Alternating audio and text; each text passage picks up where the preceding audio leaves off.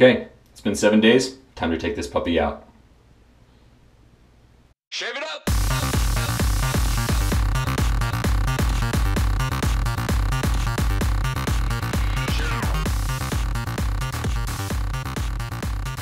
Hey everybody, Clean Shaver here. I have a special video for you tonight. Two things. It has been 7 days, and so the 7-day beard off is done. This is coming off, and I'm also going to be telling a little bit of a story. Actually, I'm not telling the story. She's telling the story. Everybody say hi to my wife. This is Jenny. Hi.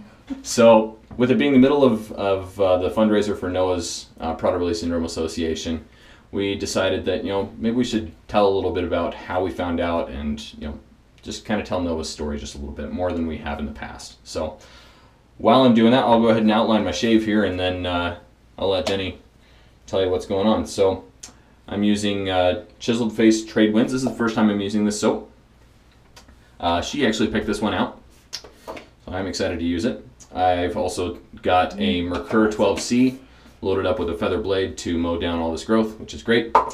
And then I've got a 2-band custom made out of buffalo horn. Which I also picked. Which she also picked. She picked basically everything except the razor. So I just like it because it's pretty. Yeah. That's why I like everything. That's, yeah, that's her qualification for just about anything that I use. So anyway, go ahead. All right. Yeah, so Scott just wanted me to come in. I've told the story more times than he has. And she does a better job than I do. Trying to explain to him what to say, and he's like, now what should I say again? But we thought, obviously with the fundraiser. This is the story I tried to tell during the leg shaving video and was just way too long. Way too much. Way too long, so. Just need to make it a little more brief. Yeah. But just with the response that we had last, when we started the fundraiser, just phenomenal outpouring of help and just love. It was just amazing that we really thought maybe we should just share a little bit about Noah and how we got to a diagnosis of Prader-Willi syndrome, because it's unique to every story. Every child with Prader-Willi has a different story that they tell. So back to obviously when I was pregnant, first baby, so he's our oldest. So I had no frame of reference, totally normal pregnancy from what I could tell, until the due date. He ended up being breech, which is upside down, feet first. And so that's protocol is to have a C-section. So we just went in and had a C-section, and he was fairly normal. Everything went really well. He just had a few things that were just off. He was really floppy. He didn't have a sucking reflex, which is normal for all babies. He's just very sleepy, very lethargic. That was just what he was. And they told us he's probably just a little bit before his due date, and he'll grow into it. Premature. Better. There you go. Premature. Thanks.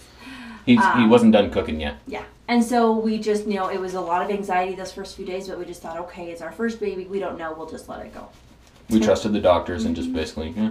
And we've since learned that most Prader-Willi children, especially in recent years, with all the strides they've made, have much more traumatic births for whatever reason. And so a diagnosis tends to follow much sooner. But since Noah's was very middle of the road, it wasn't bad, but it wasn't great either. It was just kind of, he's all right. They just said, it'll be okay. Get over it.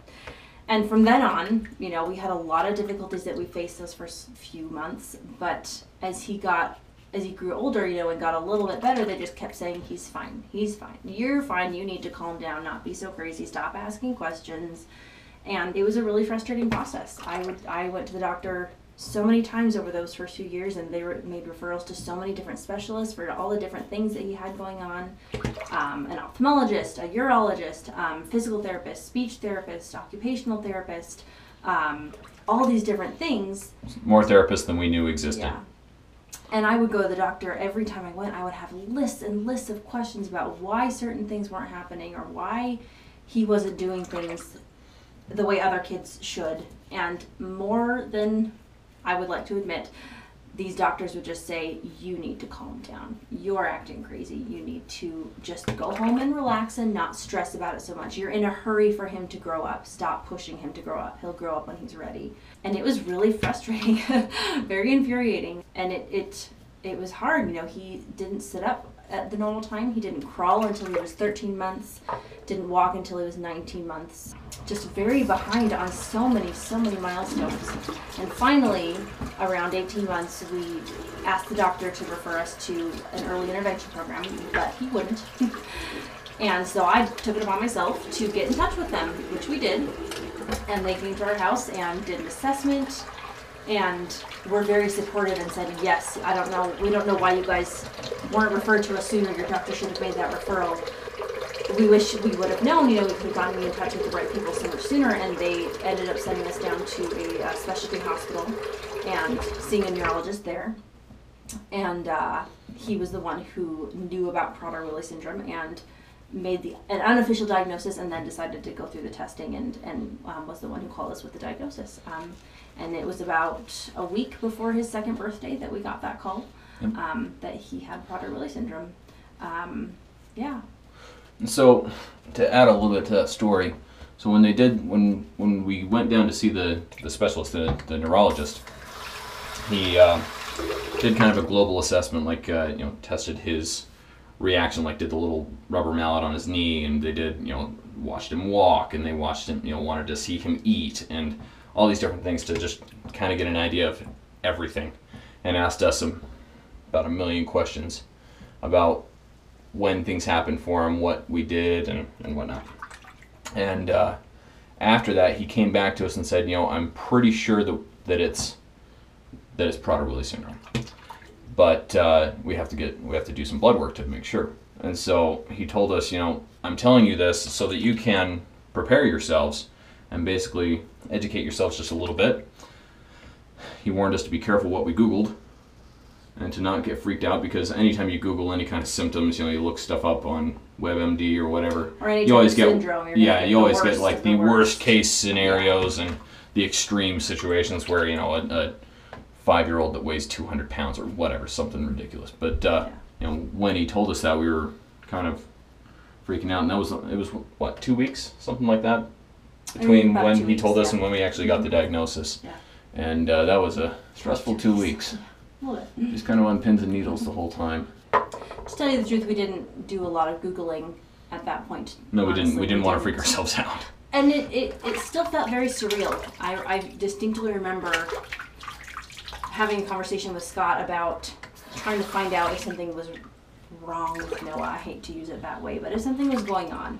And I kept thinking, no, everything's fine. He'll be all right. And I think at that point everyone else around me had brainwashed me into thinking that I really was crazy, that there really was nothing wrong, But I'm glad I listened to my instincts. I'm glad I listened and moved forward. If there are any moms watching this, yes. Not that there will be, because this is a shaving video. But you young dads, listen to your wife. Yes. Because maternal instincts are a real thing. But yeah, that was kind of our story. We didn't get diagnosed till 2, which, again, nowadays it's much more common to be diagnosed by a few weeks, even months, and sometimes even days. I've heard of that. Yeah, heck, we know one little girl in the association that was diagnosed within 3-4 days, something like that. I think, yeah. That they, again, because they have traumatic births, they get a diagnosis much more quickly, much quicker than we did. Yep. But luckily, we've also learned since then that Noah seems to be a higher functioning on the Prader-Willi spectrum, which is a blessing in some ways and a curse in others. But I think that's more blessing than a curse.